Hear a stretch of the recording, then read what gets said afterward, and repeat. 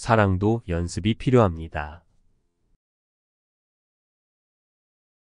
사람 사이에서 욕심이 가장 많이 작용하는 인간관계가 바로 결혼으로 맺어지는 부부 사이입니다. 우리는 부부나 연인에게 사랑이란 단어를 붙이는데 실제로 분석해보면 그 관계에 욕심이 가장 많습니다. 부모와 자식 사이는 아무리 갈등이 생겨도 서로 원수가 될 확률은 낮습니다.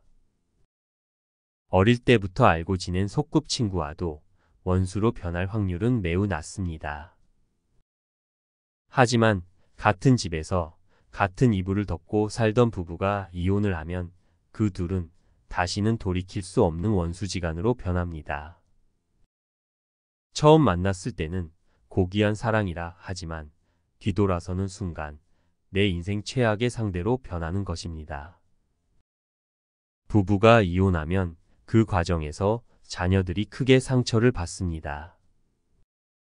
한 사람은 어머니이고 한 사람은 아버지인데 둘이 갑자기 원수로 변하니 그 속에서 아이들은 혼란스러울 수밖에요.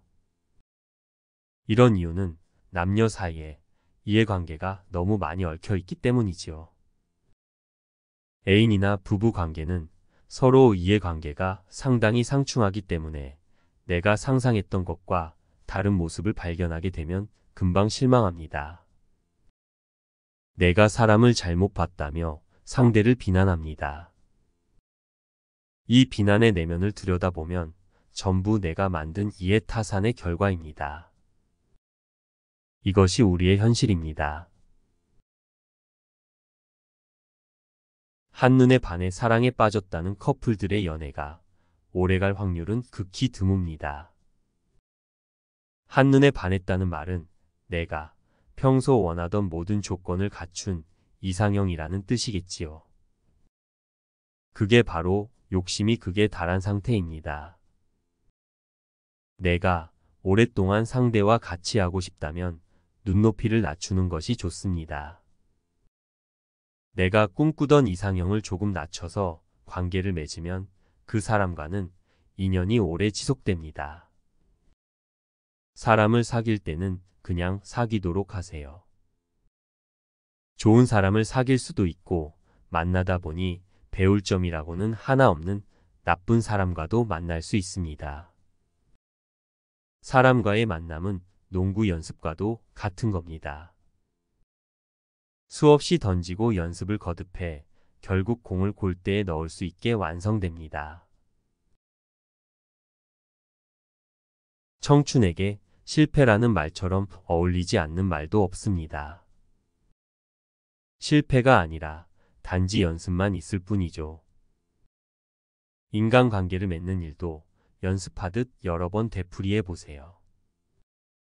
여러 사람과 관계를 맺으면서 경험을 쌓는 겁니다. 사람과의 만남도 인간관계의 연습이라 가볍게 생각하고 마음의 부담을 지워버리세요. 그 중에는 하루 만에 혹은 한 달 만에 끝나는 관계도 있고 몇 년이 지나도록 지속하는 관계도 있어요. 그 과정에서 사람에 대해 배우면서 인간을 깊이 이해할 수 있습니다. 뜻대로 풀리지 않았을 때에도 실패라고 단정하지 말고 그 자체를 연습으로 받아들이세요.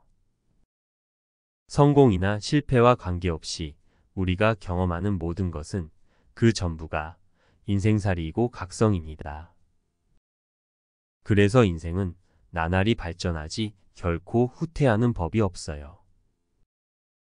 동서고금의 여러 성인은 서로를 미워할 때 우리에게 살아라, 살지 말아라는 이야기를 한 적이 없어요. 오직 상대를 미워하지 말라는 말씀만 남기셨습니다. 사람을 사귈 때 너무 망설이지 말고 계산하지 말고 일단 한번 마음 가는 대로 해보세요. 내가 좋다고 고백했는데 상대는 별로 마음에 들지 않는지 싫다고 대답합니다. 이 과정을 상대에게 고백했다가 거절당했다고 생각하면 상처를 받겠죠. 하지만 그것은 상대에게 선택의 기회를 주고 그 사람의 자유를 존중한 결과일 뿐입니다. 내가 커피를 좋아한다고 했는데 상대는 커피가 싫다고 한 것과 마찬가지죠. 청춘이라면 여러 사람을 만나며 인간관계를 쌓는데 두려움을 갖지 말고 사귀면서 그 인간관계 속에서 배워 나가세요. 때로는 방황해도 괜찮습니다. 항상 긍정적으로 생각하고 다시 앞으로 나가기를 두려워하지 마세요. 움츠러들고 숨으려고 하면 연애마저도 침체하기 쉬워요. 그보다는 살짝 아픔을 겪더라도 미래로 나가는 적극성이 훨씬 값집니다. 결혼도 그렇고 연애도 마찬가지예요. 소통이 안 되는 문제도 인정하고 상대방의 성격도 인정해 있는 그대로를 보고 선택해야 합니다. 백만대군을 이기는 것보다 자신을 이기는 자가 더 큰 영웅이다 하라는 말이 있습니다. 나 자신을 고치기가 얼마나 어려운 일인지 보여주는 말입니다. 사람은 누구나 자신의 카르마를 고치기 어렵습니다. 상대를 바꿀 수 없다면 내 욕구를 버려야 합니다. 본래 태어날 때부터 그렇게 생긴 사람을 잡아놓고 고치라고 주장하는 건 굉장히 오만한 일이에요. 상대가 소통할 줄 모르는 인간이라고 단정한다면 그건 잘못이에요. 소통이 원활하게 이루어지지 않는 것에는 이유가 있습니다. 상대가 먼저 소통을 하면 나도 하겠는데 내가 먼저 소통하기는 좀 그렇다라고 생각한다면 이 문제는 내 자신의 문제입니다. 또한 내가 소통하려 해도 상대가 잘 응하지 않는다라는 생각도 역시 내 자신의 문제입니다.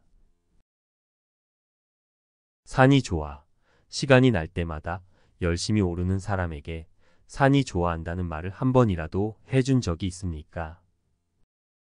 피어난 꽃을 구경하며 좋아해도 꽃이 나도 좋다고 표현하지는 않습니다. 상대가 아무런 응답을 하지 않아도 나만 문제 삼지 않으면 소통이 된다는 뜻이에요. 즉, 상대가 나한테 어떻게 해주면 좋겠다는 요구만 내려놓으면 상대가 말하지 않아도 소통은 이루어집니다. 산하고도 소통이 되는데 사람하고 소통이 안 되겠습니까? 강아지가 내내 짖기만 하더라도 내가 문제 삼지 않으니까 강아지와 나 사이에 소통이 이루어질 수 있는 겁니다. 자신을 남자라는 혹은 여자라는 신분에 고정시킨 채 상대를 찾으려고 합니다. 하지만 남녀가 하나로 합쳐져야 온전한 사람이 됩니다. 우리는 모든 사람의 내면에 남자와 여자가 모두 들어있다는 사실을 잊고 있습니다. 배우자를 아무도 훔쳐갈 수 없기 때문에 행복하다고 생각하는 사람은 결국에는 불행해집니다. 배우자를 훔쳐갈 수 있는지 없는지는 자신이 통제할 수 있는 일이 아니기 때문입니다. 세상에서 내 마음대로 할 수 있는 것은 자기 자신뿐이므로 자기 마음을 움직여 행복을 느끼며 살 수는 있습니다. 누군가와 영원히 함께 사랑하며 살 수 있는지 없는지는 내가 결정할 수 있는 문제가 아닙니다. 하지만 자기 자신은 상대를 믿고 사랑하는 마음을 가지도록 만들 수 있습니다. 누군가가 나와 함께 인생길을 동행하겠다고 하더라도 내가 그의 다리로 걸을 수 있는 것도 아니고 그의 눈으로 앞을 볼 수 있는 것도 아닙니다. 나는 내 다리로 걷고 내 눈으로 보면서 한 걸음씩 자신의 인생길을 완성해야 합니다. 결혼이라는 문제가 우리를 어떤 개념 속으로 밀어넣곤 합니다. 남자는 이래야 하고 여자는 저래야 한다거나 결혼은 이래야 하고 연애는 저래야 한다는 등의 관념이 울타리가 되어 우리를 가둡니다. 우리는 자신을 어떤 관념의 틀 안에 가두고 그 관념을 세상 전체라고 믿으며 살아갑니다. 그리고 그 관념을 좋음과 나쁨, 성공과 실패 두 가지 세계로 나눕니다. 결혼은 좋은 것이고 이혼은 나쁜 것이라고 생각하고 연애에 성공하면 좋은 것이고 연애에 실패하면 나쁜 것이라고 생각합니다. 우리는 수많은 관념 속에 갇혀 이분화된 세계, 이게 아니면 안 되는 세계에서 살아가고 있습니다. 우리가 집착하는 개념, 습관적으로 생각하는 이분법적인 사고방식이 우리를 편협하게 만들고 정신적인 문제를 일으키며 공경에 빠뜨립니다. 객관적으로 힘든 상황도 있으나 대부분 우리를 공경에 빠뜨리는 것은 어떤 관념이나 사고방식입니다. 우리는 관념과 사고방식이라는 울타리 속에 갇혀 실제로는 자유롭고 큰 문제가 없음에도 불구하고 스스로 떠올린 생각 하나 때문에 괴로워하고 불편해합니다. 막다른 길에 가로막혔다는 생각이 들 때 관점을 바꾸고 의식을 전환하면 자신이 집착하고 있는 관념 바깥에 수많은 길이 있음을 발견하게 될 것입니다. 이게 아니면 안 된다고 생각하던 그 유일한 길 바깥에 무한한 세계가 있습니다. 당신의 삶과 당신의 사랑을 응원합니다.